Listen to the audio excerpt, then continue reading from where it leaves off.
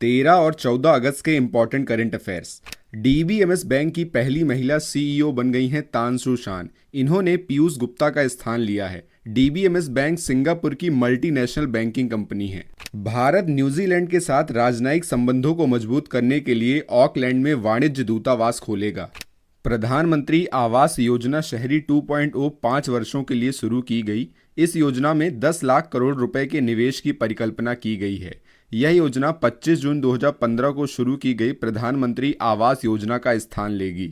असम राज्य के द्वारा हाथी ऐप लॉन्च किया गया है।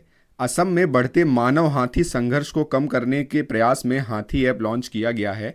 वर्ल्ड एलिफेंट डे 12 अगस्त को मनाया गया और 2010 में हाथी को राष्ट्रीय धरोहर पशु घोषित किया गया है। तिमोर लेस्ते देश के द्वारा राष्ट्रपति द्रौपदी मुर्मू को सर्वोच्च नागरिक सम्मान grand collar of the order of Timor Leste से सम्मानित किया गया।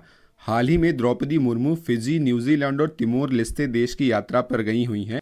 भारत और मालदीव ने यूनिफाइड पेमेंट इंटरफेस शुरू करने के लिए समझौते पर हस्ताक्षर किया है। इस समझौते का मालदीव के पर्यटन क्षेत्र पर बहुत सकारात्मक प्रभाव पड़ेगा। मालदीव के अलावा यूपीआई वाले देश हैं सिंगापुर, मलेशिया, संयुक्त अरब अमीरात, फ्रांस और नेपाल।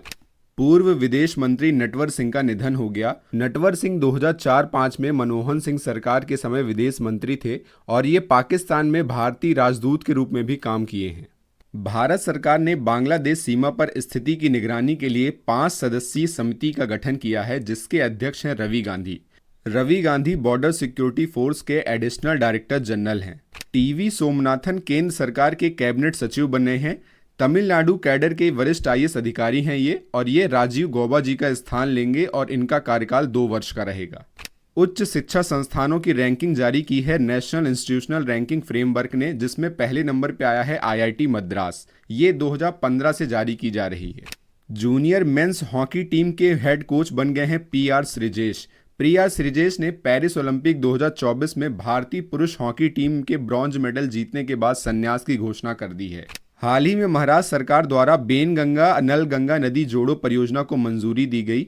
बेनगंगा गोदावरी की सहायक नदी है, जबकि नल गंगा जो है ताप्ती नदी की सहायक नदी है। इसका उद्देश्य है विदर्भ के अधिकांश सूखाग्रस्त क्षेत्रों में सिंचाई की समस्या का समाधान करना। हिमाचल प्रदेश सरकार ने हिम उन्नति योजना शुरू की है। इस योजना का उद्देश्य है प्राकृतिक खेती को बढ़ावा देना और इसमें लागत लगी है 150 करोड़ रुपए।